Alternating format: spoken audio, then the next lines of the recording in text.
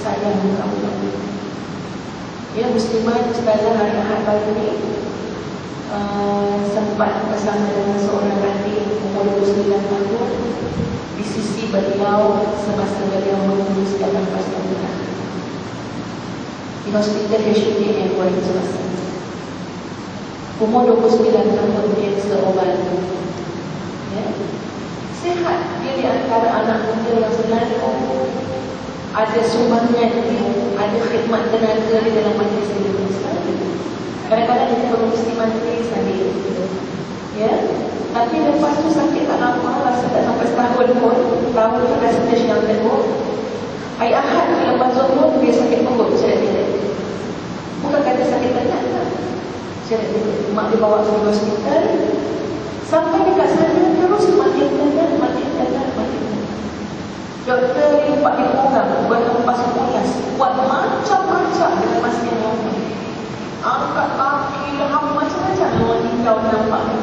Macam-macam. Hingga akhirnya doktor kata waktu saja minta maaf tuan-tuan dan puan sebab ramai yang tengok anak ini sudah tidak ada harapan. Dia sedang nazak. Doktor cakap sedang nazak. Tengok pada hamba Allah terbaru macam-macam wajah yang masih. Dan doktor berpandukan kepada dia punya oksigen dalam darah dan sebagainya. Doktor makin lama doktor kata sudah semakin hampir.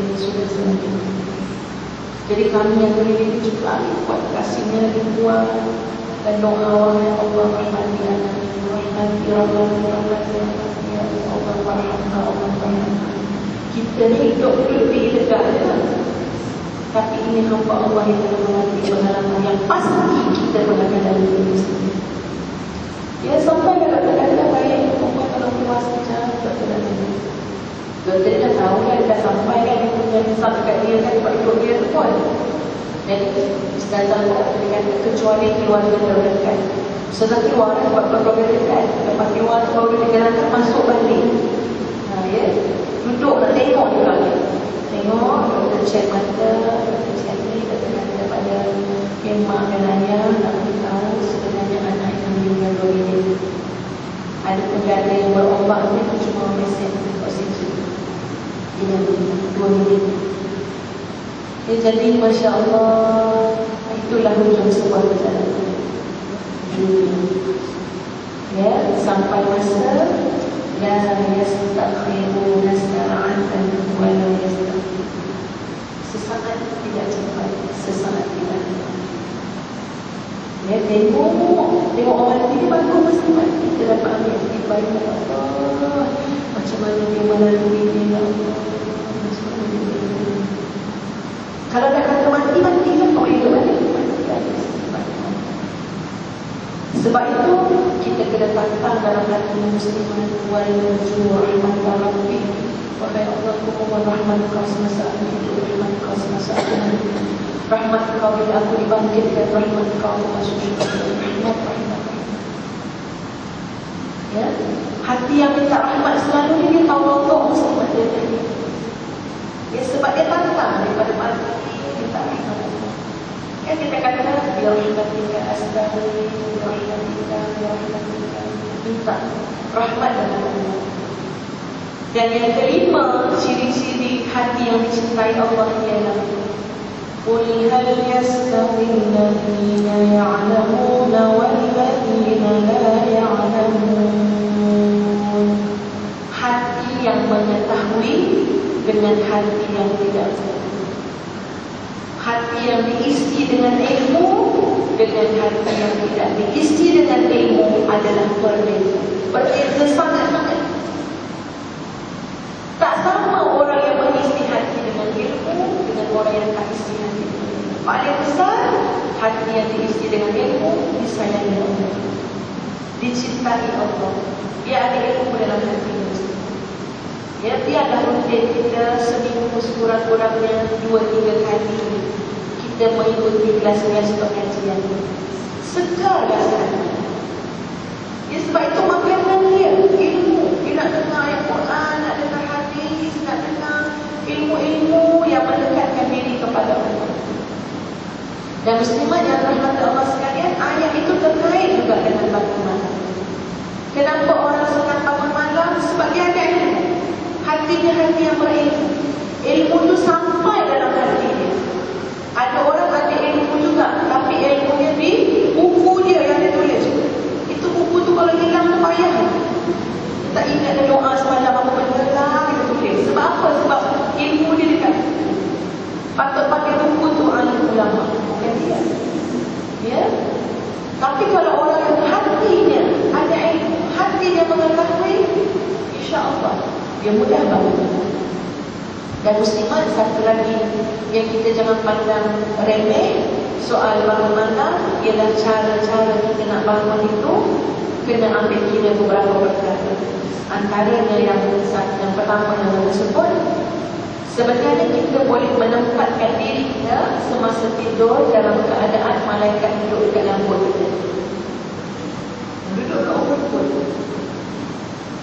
Iaitu insya-Allah kita boleh bangun malam dengan mudah sebab malaikat duduk kat perut dia. Tapi ada cara dia macam mana? Pastikan kita tidur dalam keadaan berwudu, bersuci. Tidur dalam keadaan berwudu, man-ba-fa-fa-hira. Ini hadis Nabi ya.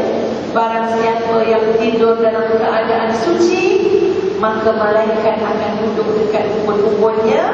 Malaikat akan duduk tu berdoa, ya Allah, ampunilah hamba-Mu ini, ampunilah hamba-Mu ini, sampai kita terjaga. Doa dia malaikat, ampunkan dia ya Allah, ampunkan dia ya Allah, ampunkan dia ya Allah. Muslimat, malaikat doakan kita agak-agak mustajab ke tidak? Mustajab. Malaikat la ya'suna Allah, tak pernah melakukan maksiat kepada Allah. Sentiasa taat kepada Allah. Tiba-tiba malaikat ni, ya, ya Allah ampunkan dia, ya Allah ampunkan dia, ya Allah, sehinggalah kita terjaga. Kenapa tak tidur sampai pukul 7? Kenapa nak suruh malaikat doa lama sikit? Pandai lah tu, ya. Kalau dah malaikat doa, kemudian kita bangun pukul 4.30, pukul 5, jadi apa pula? Malaikat menjadi saksi pula. Sampai akhirat esok nanti jadi saksi. Benar dia bangun malam, ya Allah, kerana mengharapkan rahmat-Mu, takutkan hari akhirat, ya, bimbang kadang-kadang diazab dan sebagainya. Jadi pastikan kita tidur malam itu dalam keadaan berwudu. Mesti ni yang muda-muda nak tanya, macam mana Ustazah nak ambil wudu? Mereka ada pula orang Muslim. Yang dua-dua tak ada kan? Ya? Tahu kan soalan tu?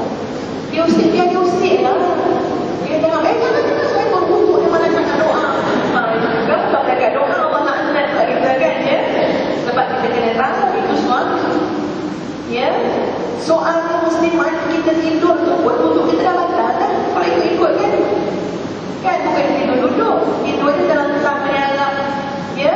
Tapi bukan itu yang jadi isunya. Allah nak tengok usaha kita, langkah kita, kesungguhan kita. Tapi kalau boleh, lepas usik-usik tu kita bersihkan diri, ambil wudu, itu lagi baik. Tapi kalau tak boleh, kita tertidur, insya-Allah Allah tu Maha Pengampun, Maha Pengasih. Dia jangan pula jadi alasan untuk tak ambil wudu terus. Nanti wudu baru, wudu kadang-kadang harus sentuh dekat-dekat ya. Tak, bukan itu isu. Allah nak tengok usaha. Sebab orang yang pergi ambil wudu sebelum malam ni, dia digerakkan oleh apa? Ni kadang-kadang hati tu berat dan kita kan tidur kan. Alamak, tak ambil wudu lagi. Nak bangun tu bukan senang kalau hati tak sembuh. Dia lah semalam dia dah wudu dia dekat dia. Amat dah malam lah, esok. Ya. Itu yang keberapa dah muslimat? Yang kelima. Maknanya hati yang Allah kasih ialah hati yang Allah Subhanahu Wa Taala berikan ilmu kepada hati tersebut. Baik, kita tengok yang keenam. Qul ya ibadilladzina amanu taqu rabbakum. Yang keenam, hati yang bertakwa. Hati yang bertakwa ni maknanya hati yang beringat-ingat.